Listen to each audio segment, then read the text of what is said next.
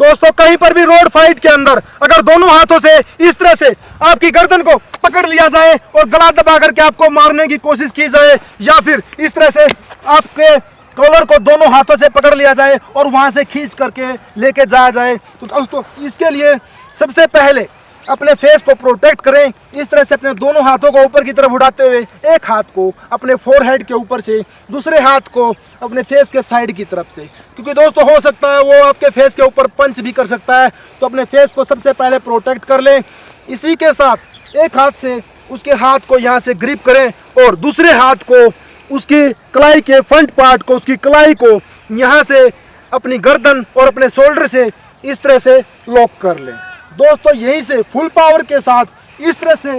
अपनी बॉडी को टर्न करवाएं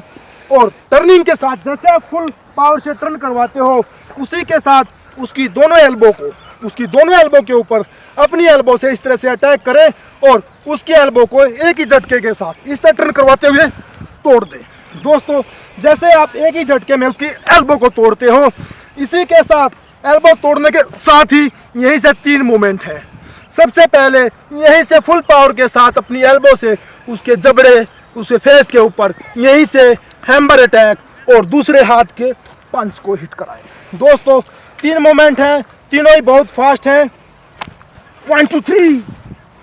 बहुत फास्ट मूवमेंट है दोस्तों। जैसे आपने एल्बो को तोड़ा यहीं से 1 2 3, इसी के साथ जैसे आपने तीसरा पंच हिट करवाया है, इसी के साथ अपने हाथ को जिस हाथ से पहले अटैक किया था उस हाथ को उसकी गर्दन के साइड से, और जिस हाथ से लास्ट में पंच किया है उस हाथ को वहीं से उसके हाथ के नीचे से निकालते हुए इस तरह से उसके हाथ को यहाँ पर लॉक कर लें। अब यहाँ पर 2 चीज़ें हैं, अगर आप चाहें तो उसकी एल्बो को यहीं से एल्बो लॉक लगाते हुए आसानी से तोड़ सकते हो।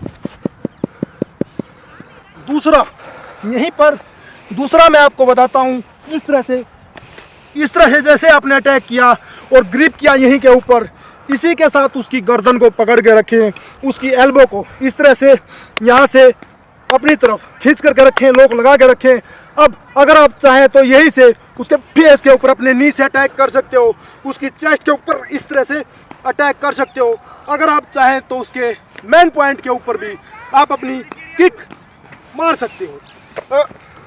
और इसी के साथ अब उसकी एल्बो, उसके शोल्डर को तोड़ते हुए आप आसानी से उसको नीचे थ्रो कर सकते हो और इस तरह से आप आसानी से वहां से बच के निकल सकते हो।